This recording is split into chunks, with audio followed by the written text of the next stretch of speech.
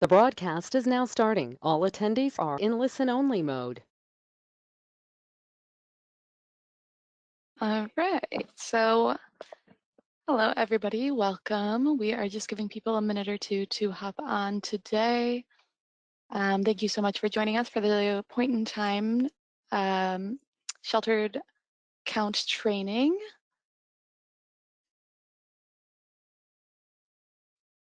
We will give people just another minute or two and then we will get started today.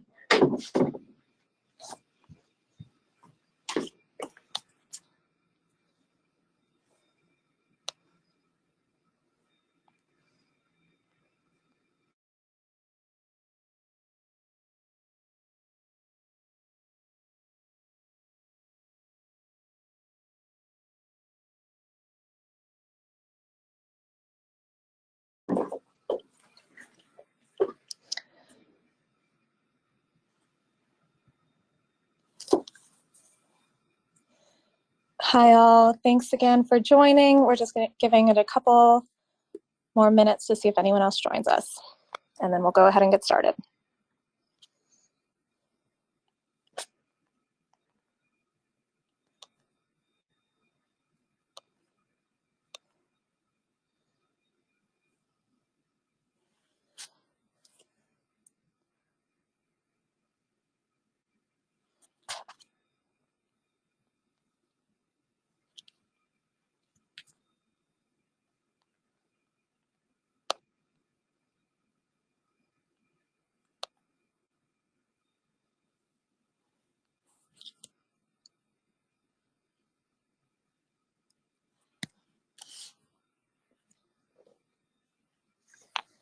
Okay, it is 2:04, so let's go ahead and get started, and others can join us as they're able. Thank you everyone for joining our sheltered point in time and HIC training today.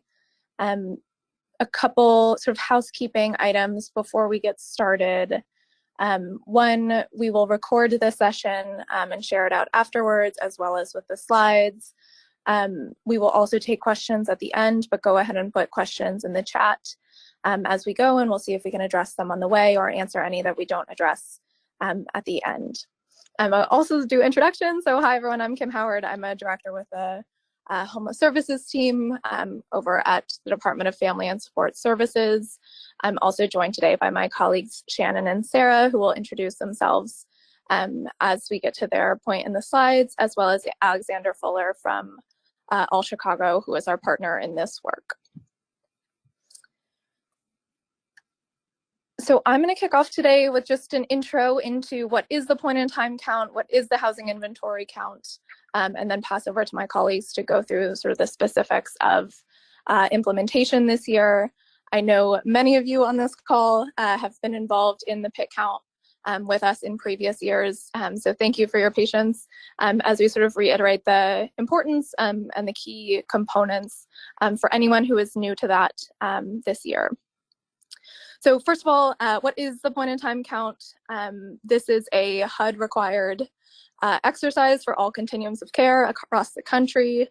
HUD requires all COCs to complete a count of everyone in shelters or transitional housing or safe haven programs every year, and require us to conduct an unsheltered count, so a count of folks sleeping in unsheltered locations every 2 years. During the last 10 days of January, although in Chicago we do this every year.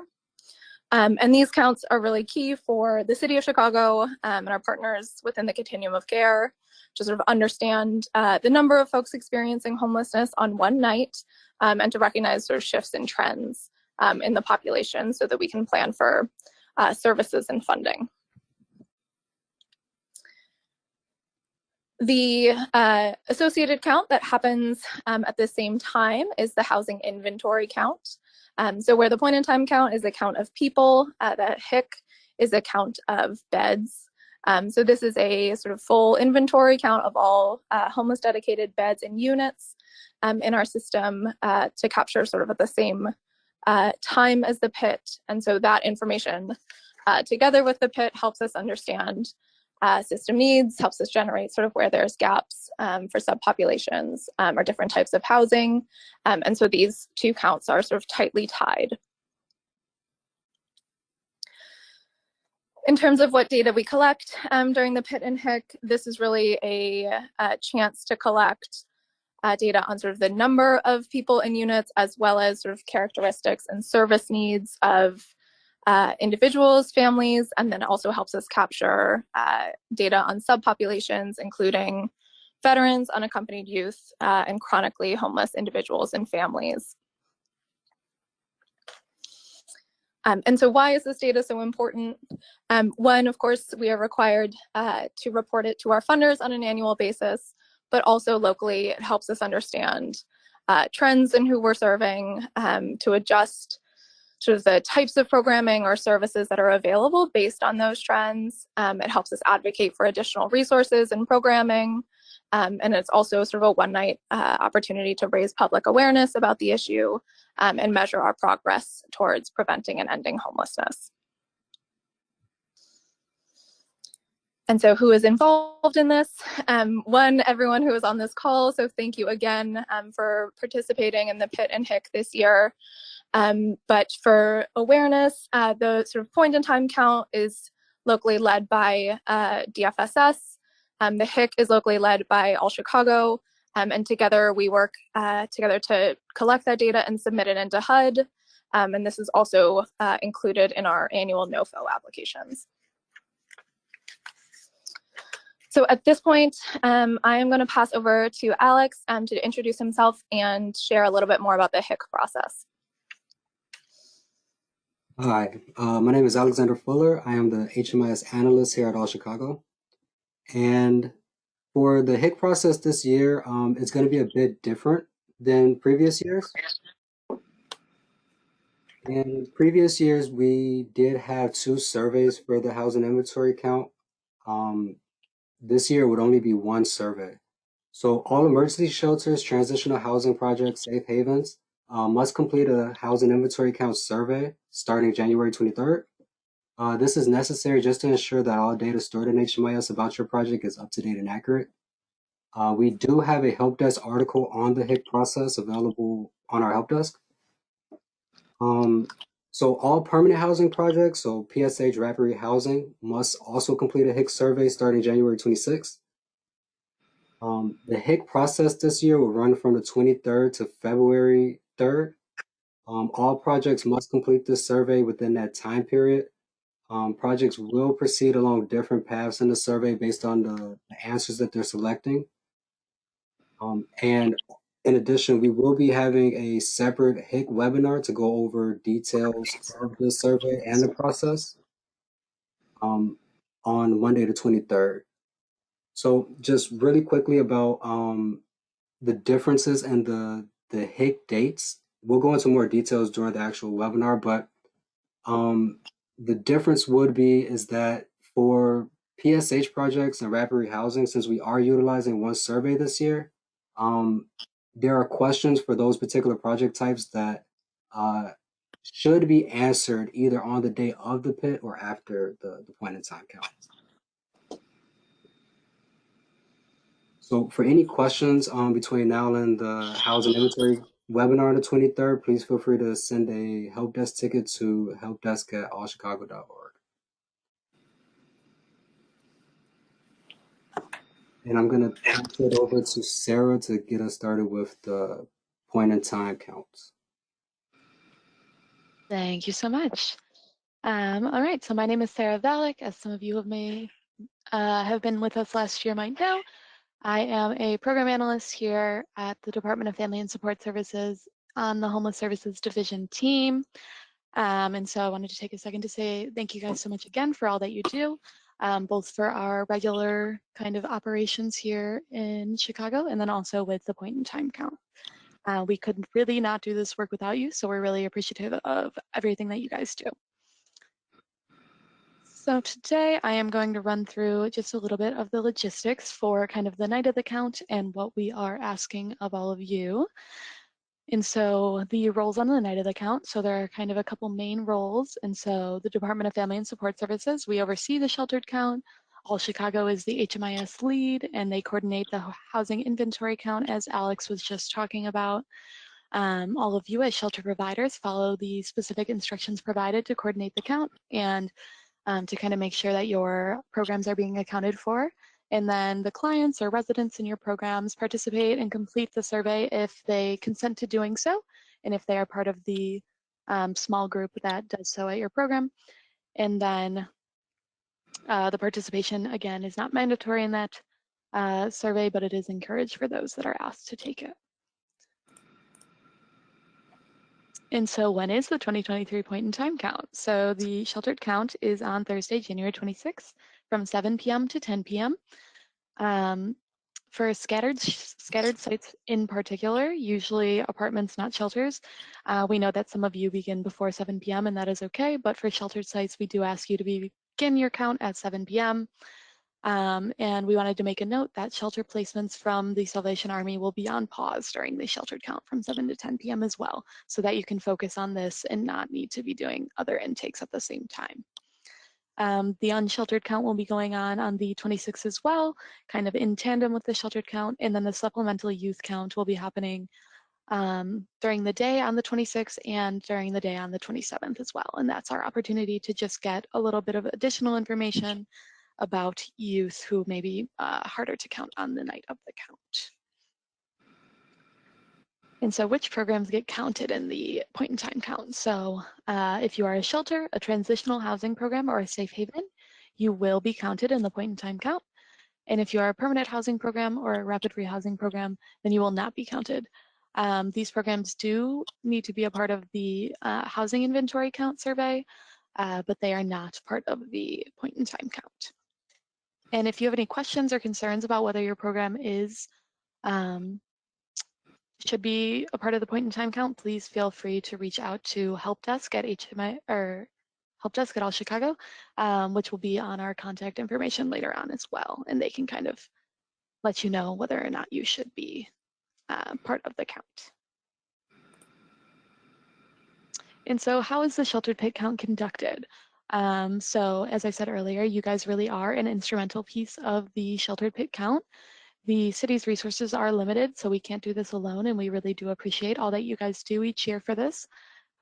Basically what happens is that as your shelter staff will inform clients about the count prior to the count next week on Thursday, January 26th, so that they kind of know what's going on. You'll coordinate and ensure that all your clients are present in the shelter prior to the start of the count. Ideally, you'll mandate a 6 p.m. curfew for all your clients on the night of the count, except for those who are in school or are working, since we know that they may not be able to be in by 6 p.m. that day.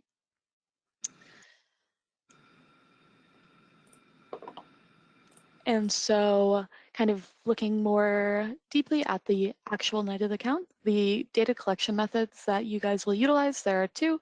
So there's a tally and there is a survey. And so the tally program should have received an email from their ATA from All Chicago detailing their responsibility for completing the tally process. This was designated dependent on your results from the pre-pit that happened earlier this month. And so some programs will just do the shelter point process, and other programs will do both the shelter point process and the Excel tally spreadsheet if designated to do so. For those of you who are non-HMIS participating programs like our DV programs, you must complete the Excel spreadsheet. So since you won't have a shelter point process. The other method then is the survey, and so all programs will have staff survey at least 10% of the clients residing in the shelter kind of following COVID-safe protocols, including wearing masks or maintaining distance from the clients. And so just to kind of be clear on this again, the tally is going to include everyone who is staying with you on the night of the count, all of your residents, whereas the survey is done with at least 10% of your clients. So not everyone needs to be surveyed. The individuals that you survey should only be the heads of households, so only adults from the households or unaccompanied youth should be surveyed. And these surveys should be done with 10% of your clients that are chosen by random. So if an individual does not consent to being surveyed, you can choose a different individual at random, but what we are asking is that you just survey at least 10% of the clients. And so here we give you a couple of examples for how to choose 10% of your clients. So you could place the head of household names in a paper bag and pick randomly until you reach 10%.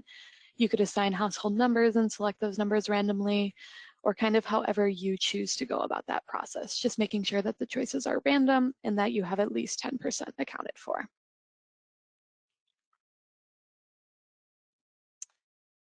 And so I am going to hand it back over to Alex to talk a little bit about the pre-pit and how that influences the point in time count on the night of the count.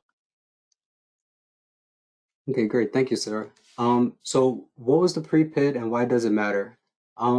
So for this year, point in time count, the pre-pit was held on December 14th. This year, providers were able to generate a business objects report the very next day to actually see their pre-pit results. So as Sarah was mentioning, this process was used to identify projects with accurate HMIS shelter data. So projects with accurate data would only be required to complete the sheltered HMIS sheltered portion of the count. Projects that are identified as having some data inaccuracies or especially large projects were also required to complete the tally count as well as the HMIS sheltered count. So for this year, we did post the results on our help desk, the cumulative totals of per project. So for this year's process, we did use a different methodology in terms of how we captured the data. We'll talk a little bit more about it in the next slide. But just for a few things that have changed is that for the results of how the point in time count went, we're utilizing the business objects report as well as the help desk article of the results to give providers that access immediately to what their data looks like on the night of the count. Projects that were identified to have to complete the tally count were identified and should have received an email letting them know that what their responsibility is for the night of the count. Projects that did not receive any email should proceed as if they are only required to complete the HMIS sheltered portion.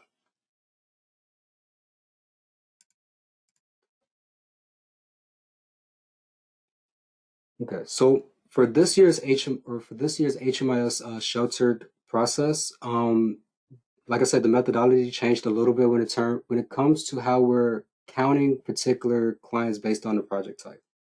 So for emergency shelters, any agency that operates emergency shelters will be required to update their shelter point unit list to reflect clients checked in for the night of the count. These projects are asked to check in any client staying that night into their shelter point list before 11:59 p.m. that night. This means checking in clients that are new or checking out clients that have long since exited your project. For emergency shelters, the process and how you'll prepare your data for the point in time count remains the same as it did for previous years. The difference comes in with transitional housing and safe havens. So any agency that operates transitional housing or a safe haven project will only be required to ensure that their enrollment, entry and exit data are accurate the day of the point in time count. So projects that are asked to ensure clients that are intended to be counted on the night of the count have a start date that is prior to the point in time date. Clients that are no longer with the project prior to January 26th should have an exit date added to their enrollment so they are not counted. For transitional housing and safe haven, we will no longer be using the shelter point list to identify these clients. So on the day of the point in time count, for transitional housing and safe haven projects only, there's no requirement for following up with the shelter point list.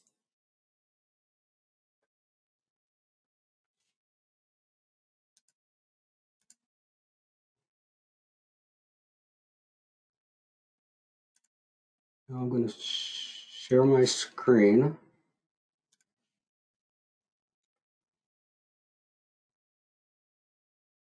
Okay, so I want to give just a brief example of what to look for in Service Point. So for emergency shelter projects, we'll be looking at the Shelter Point unit list, which is located on the left-hand side of Service Point. So in Shelter Point, from your screen, you would have a drop-down list of the actual projects that you work with at your agency. For me, I'm going to just choose one of our internal projects. You'll choose the unit list that applies to your project.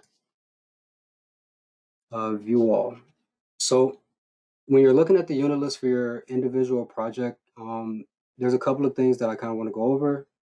You want to make sure that if you're checking in clients, you're checking them in using the green plus here. So if you click on it, it'll give you the option to select a client ID number of a client that's already in the system, or you can create a brand new client just for the night of the count.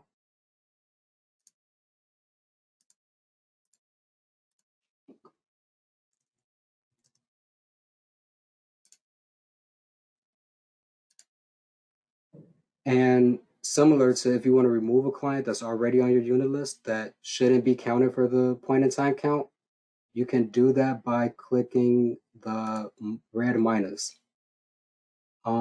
Be sure that if they're not intended to be counted on your point in time, make sure this date is prior to January 26th, or they'll be counted in the cumulative totals.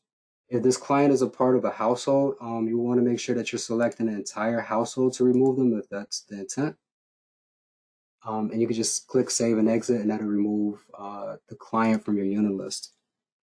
Another thing to be really mindful of when it comes to reviewing your unit list is keeping an eye on the group IDs. So for clients that come in as a household or as a family, you want to make sure that they're being checked in together so that they inherit the same group ID. This group ID is really important when it comes to reviewing the PID data, just so we can be assured that we're aware of households that are together. Without this group ID, clients would appear as if they enrolled in the project as single individuals. So this would be the process for emergency shelters and verifying or updating their data. When it comes to transitional housing and safe haven projects, this year we will only be looking at the client enrollment.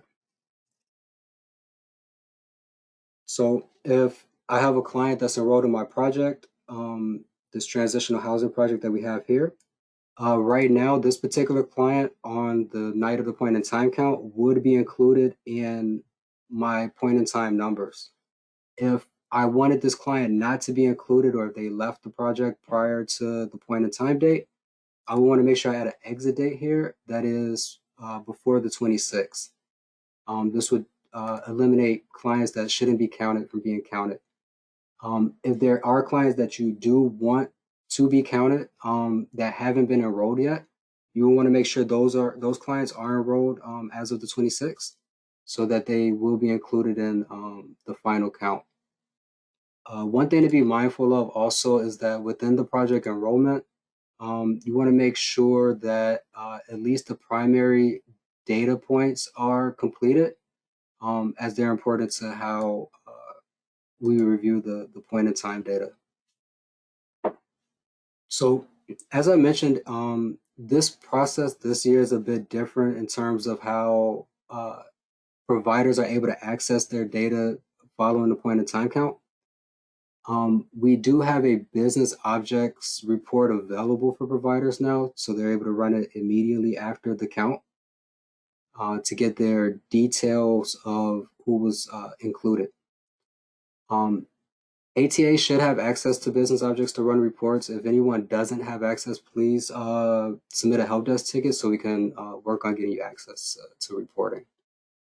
So to locate the report, we're going to click on business objects at the top.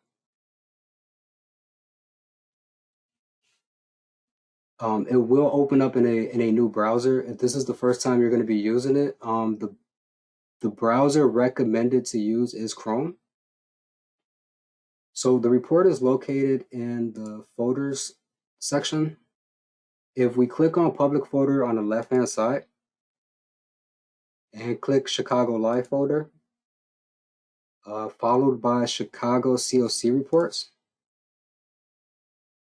we're next going to click audit reports, point in time count, and the sheltered point in time count 2023 report is the report that providers would need to run following the point in time count to get the details of what was included. We do have a help desk article on our help desk that goes into detail about the report data points, so what's being pulled in, where to kind of find it in service point. So it gives a really good detail of this report in general.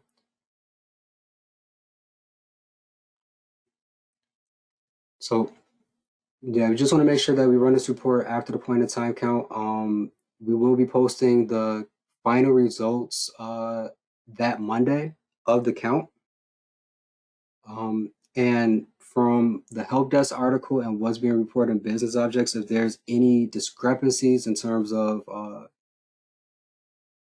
the number not being the intended number that the agency wanted to report, we do have a correction period that will last about 2 weeks that projects will have the option to correct any data or update anything during that time period.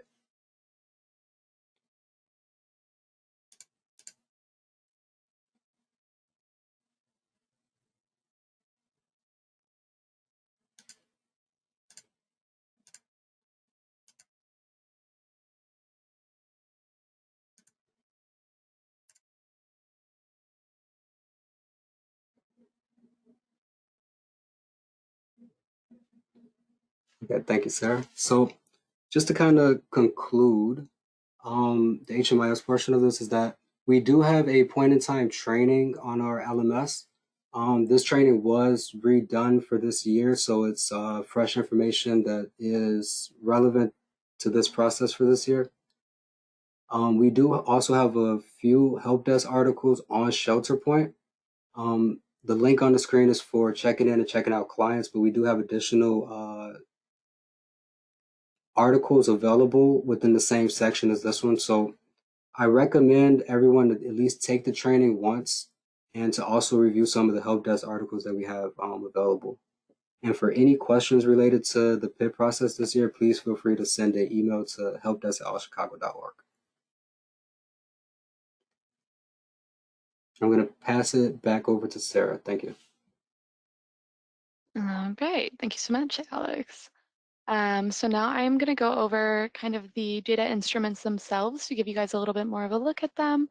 And as I put into the chat, please feel free to be putting your questions or comments into the chat or question box. We're going to have some time at the end that we'll kind of circle back around to answering any of your questions. And so first up is the tally. So the 2023 Shelter Tally Excel spreadsheet has been updated this year to reflect HMIS data standards. It is one small change. It is just that when you do the drop down for the age ranges, you will notice that that has changed slightly this year. But that is the only change to the tally. Nothing crazy really. And the process for doing the tally is still the same. So if you are required to do the tally for your program, so if you received one of those emails from All Chicago stating that you need to do the Excel spreadsheet, you will complete the spreadsheet on the night of the count, January 26th, and then you will email it back to dfsshomeless@cityofchicago.org by the close of business on Friday, January 27th. And so this is the tally. It is basically just the household number, the household type, the head of the household, gender, age range, race and ethnicity, Hispanic or Latino designation, veteran designation, and then whether or not this individual was surveyed, since you're only surveying that 10% again. So this is the tally that will be done for all people all residents staying in your shelter on the night of the count if you are asked to complete the Excel tally. And so as kind of just a little bit of a example, to show kind of for families to please number by the household. As you can see, the first 2 individuals on this tally are in the same household, so they are household 1, and then the next 4 are in household 2. So just making sure that you're really designating that household number so that we can be sure of how many people are in each family. And then again, if somebody's an unaccompanied household, or if it's just a, yeah, if it's like an unaccompanied household or anything, then they would be a household of 1. So. And then the second piece of like the second data collection instrument is the shelter survey. And so the shelter survey will again be an online survey form again. It is through SurveyMonkey, and we will be sending this survey form through an email to all of your programs. It'll go to our main contact, and then they can send it to the staff who will be completing the survey. The survey is a little bit shorter than it was last year, but it's not much different. It basically will go through some information regarding an individual's experience of homelessness, some of their demographic information, a little bit of background information about the individual in their family, how many children they have, some of those background questions regarding whether they are a veteran, whether they are how long they've been experiencing homelessness, what maybe caused this this experience of homelessness. All of those are kind of questions that will come up throughout the survey. And so that will be sent to all of you ahead of the count so that you can access the survey while staff are surveying individuals on the night of the count. And if for any reason you don't receive an email with the survey link before the count, please do not hesitate to reach out to us at dfsshomeless@cityofchicago.org as well, and we can make sure that we get that link to you.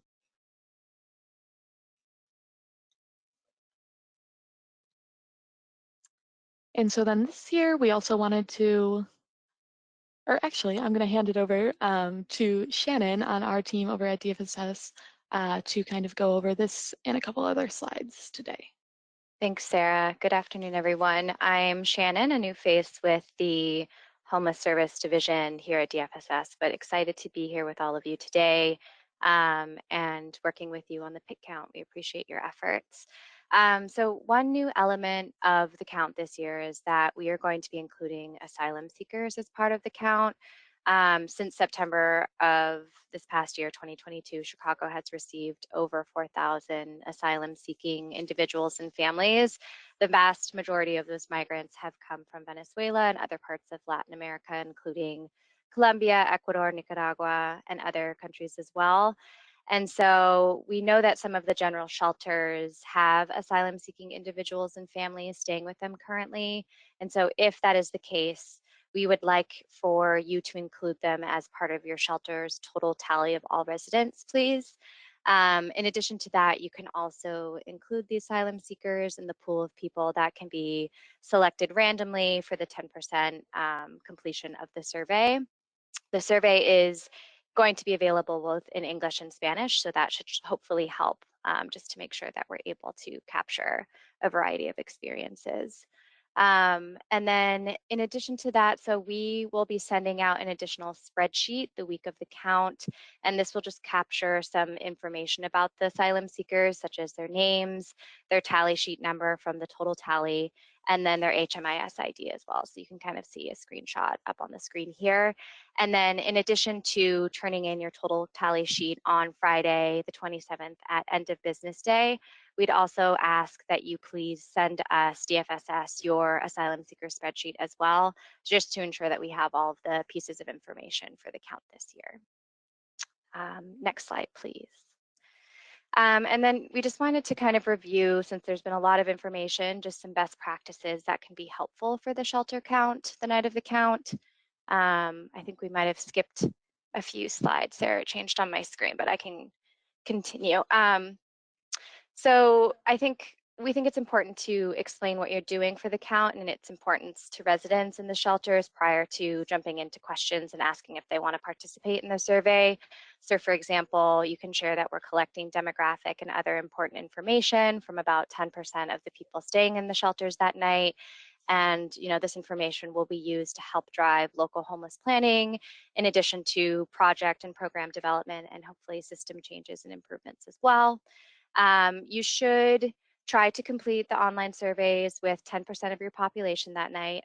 As Sarah had shared, there's a few random methods that you can use to select individuals to take the survey, whether it's screening, selecting their names from a hat or choosing a number at random that you associate with the head of household. And if your shelter has been advised to do so, please just make sure to complete the Excel spreadsheet tally for your shelter. And then both the overview spreadsheet tally and the asylum seeker tallies will be due to our agency or to our department on Friday the 27th that closes business day, as we said. And then the night of the count, once you finish the count with your shelter, we have the number provided on the slides, and we can also share that with you afterwards. But if you could please give us a call to let us know that you've completed the count, that would be great. And as we kind of said before, just because COVID is an ongoing concern, just try to follow safety protocols by wearing a mask and maintaining social distance to keep all individuals involved in the count safe. And then just some don'ts. So some things to try and avoid or think through during the sheltered count as well. So please try not to start the count prior to 7 p.m. unless you've been given permission to start earlier. If you don't finish the count by 10 p.m., stay calm. And if you think you're behind, you can please give DFSS a call to let us know that you're a bit behind, and we're happy to troubleshoot and problem solve with you around that. We ask that you not deviate or change the questions in the survey. And then if individuals do not consent to participating in the survey, please do not force them to participate. You can simply move on to the next individually that's randomly selected using the method that your shelter chooses. And then finally, just we're not to survey children staying with their families or accompanied by their families, but unaccompanied youth can be surveyed if they give their consent. And then just kind of a recap regarding important information for the count. So as we said, it will be starting at 7 p.m. Next Thursday, the 26th. We ask that you try to wrap up the count with your shelters by 10 p.m. that same evening. For HMIS participating programs, if you could please ensure that your shelter point bed list is up to date, that would be wonderful. And then early next week, probably on Tuesday, the 24th, our DFSS team will make sure to email you the pick count survey link, like Sarah said, that Excel tally sheet, if it's applicable to your shelter, and additionally, the new spreadsheet for the asylum seekers information as well. And just as an additional note, these are only to preview and familiarize yourselves with the spreadsheets and the survey. So please just understand that they're supposed to be used for the night of the count and not filled out prior. And then if you don't receive that from us midweek next week, please feel free. You can email us at the DFSS homeless email at the City of Chicago. And I think our last main slide just has some of our contact information. If you have any questions prior to the count, you can of course email us. And then the night of the count, if anything comes up, please feel free to call us at that number. We'll be available all night. And then if you have additional questions about the HIC, you can reach the All Chicago team at that email provided as well. And we just want to say again and reiterate how much we appreciate your partnership and collaboration with the count every year. We're really excited to jump in this next Thursday and appreciate all the work that everybody does to make this effort work. And I did want to pause because we've gone through a lot of information and we have a little bit of extra time at the end just to see if folks have any questions. As Sarah said, you can feel free to put your questions into the chat, or if you have the ability to unmute, you can feel free to do so as well.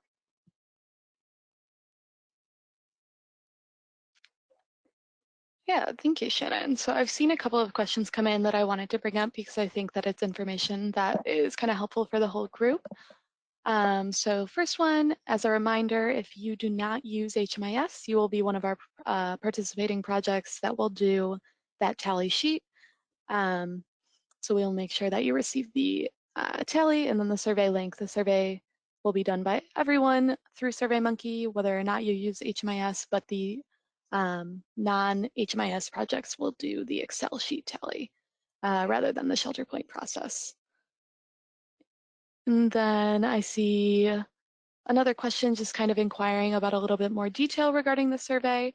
So as I was saying earlier, the survey is really just kind of a collection of information that HUD mostly mandates with a few additional questions from us here in the city of Chicago that gathers information about the population that is staying in shelter. So it's kind of demographic information, information about the household size, and then a couple of additional questions about the experience of homelessness. So maybe where someone was staying before they became or began experiencing homelessness, how long they've been experiencing homelessness, if they're maybe chronically homeless, or if this is a newer experience for them. Just a couple of questions that really help us to plan what kind of services individuals might need in the population experiencing homelessness in Chicago, and to think about kind of future initiatives for the city and for kind of our homeless services and planning. As Shannon said as well, we will be working on getting that survey out to you early next week so that you can kind of preview what will be on that survey as well, to kind of let you or your staff preview it to be ready once it is time to survey individuals on the night of the count. Also regarding the survey, we do work with a point in time count subcommittee that is comprised, oh my goodness, there we go, comprised of different providers in the city as well as different partners that work on the point in time count, like UIC Voorhees Center and All Chicago, and then us over here at DFSS, in order to kind of decide which questions will be on the survey each year, along with the HUD mandated questions, and to really kind of review that survey each year to make sure it's collecting only the information that we need from the point in time count. There's another question that's kind of asking about just confirming who is required to complete the tally. And then also a question regarding the asylum seeker tally. So those that are required to complete the tally should have received an email from All Chicago, but Alex, do you have any more kind of input on that question at all? Yeah, so I will follow up with an email to providers. But yeah, I'll follow up with an additional email, just letting providers know. Perfect, thank you. And yeah, if you have a particular question about one of your programs, or you're worried that maybe you need to do shelter point, or that you need to do the tally and didn't receive one, please do not hesitate to reach out to Alex over at helpdesk@allchicago.org or us over here at DFSS Homeless, and we can definitely make sure to get you anything that you're going to need for the point in time count.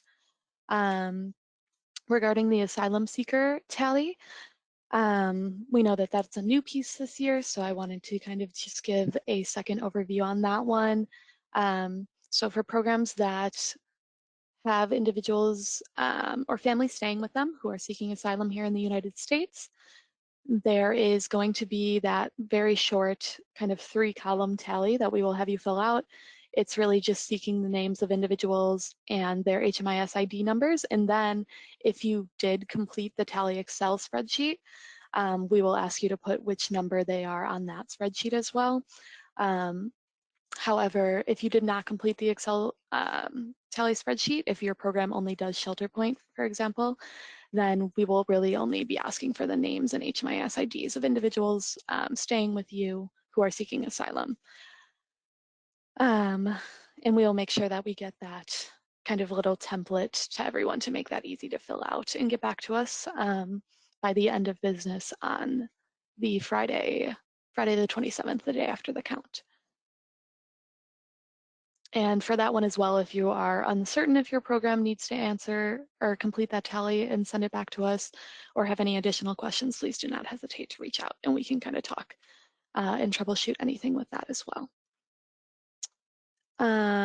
Someone asked who they can contact for more information regarding the pre-pit, or if they maybe weren't a part of the pre-pit this year. And so I would direct you to reach out to Alex over at helpdesk@allchicago.org with any pre-pit questions, and he can kind of review with you what that might mean for your program for this year.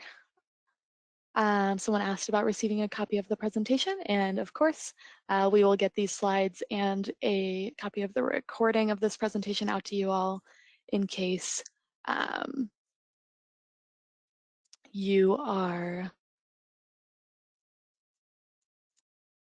looking to share with staff or anything like that. And then someone wanted to confirm that rapid rehousing programs do not need to participate in the PIT, but do need to complete the housing inventory count survey. And I believe that is correct, but Alex, can you respond to that one just to be certain? Yes. Sir, you are correct, but I will respond. Yes, thank you. Perfect. Just wanted to make sure. Similarly, someone asked about permanent supportive housing. And so permanent supportive housing is one of our groups that will be completing the housing inventory count this year. But again, if you have any specific questions on your programs, please feel free to connect with Alex. And yes, then someone asked if they can call at any time on the night of the count if there are any problems recording information. Yes, please do. Please reach out to us at DFSS if you're having any issues, and we will be able to kind of troubleshoot with you and work through any of that. And when we send out the survey link, we will make sure to again include the information for our phone number and how to reach us on the night of the count as well, so that it's all kind of in the same place for you all.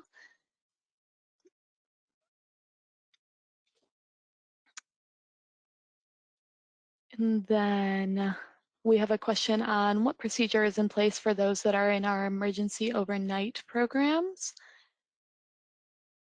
And Kim, would you be able to speak to that question, just because I do not want to be incorrect? The short answer is that our overnight programs should only count folks who are residing in their programs on the night of the count. Understanding that, you know, if folks are coming in after 7 p.m., that's okay. If you need to sort of extend your count beyond 10 p.m. on the night of, that is okay. Just make sure that you are sort of getting the comprehensive count of everyone who is residing in your program on the night of the count. But happy to answer follow-up questions on that if needed. Perfect, thank you.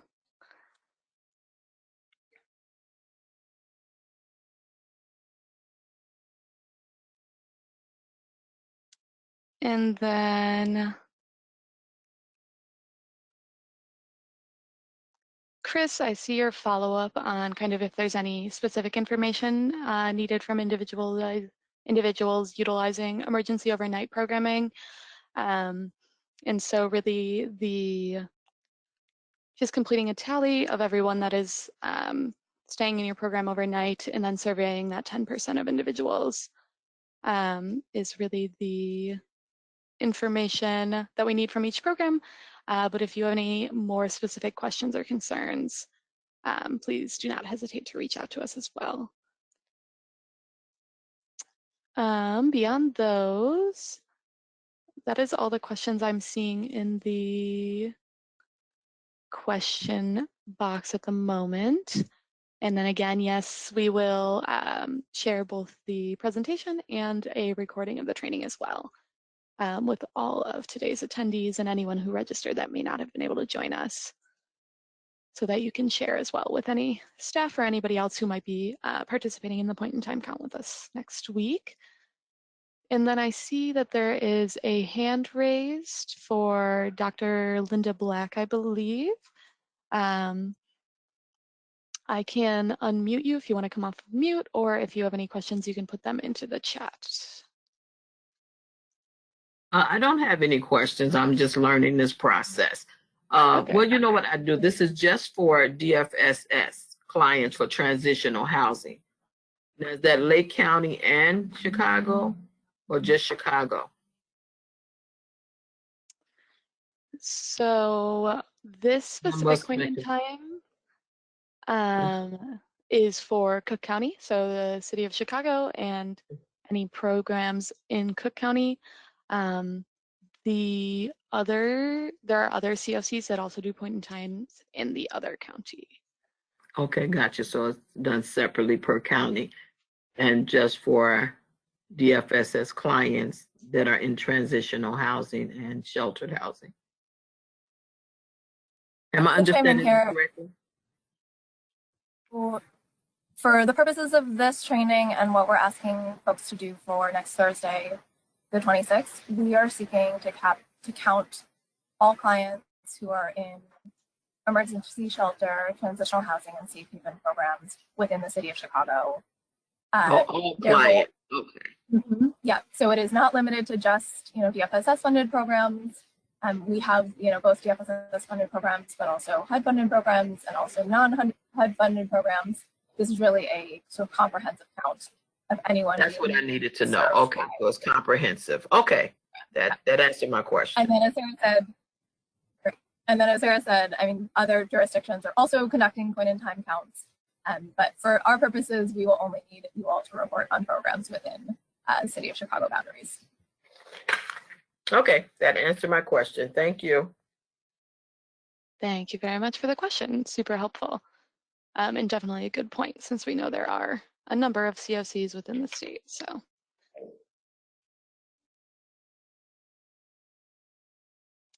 Right, I am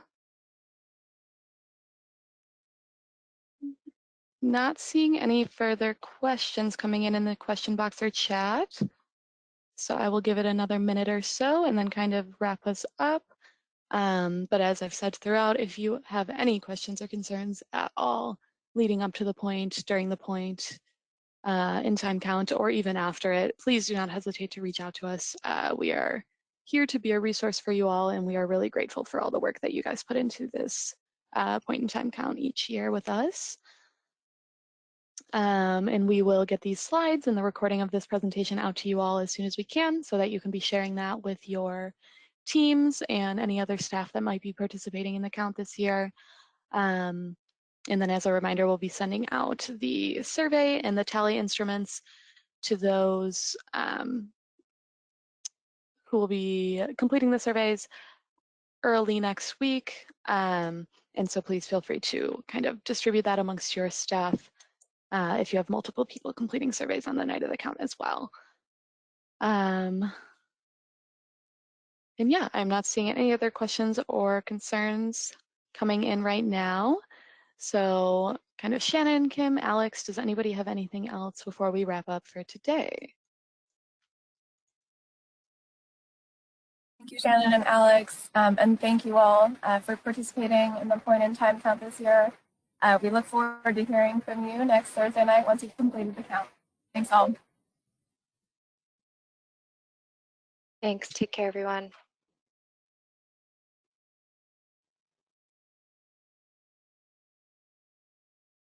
Thank you, everyone.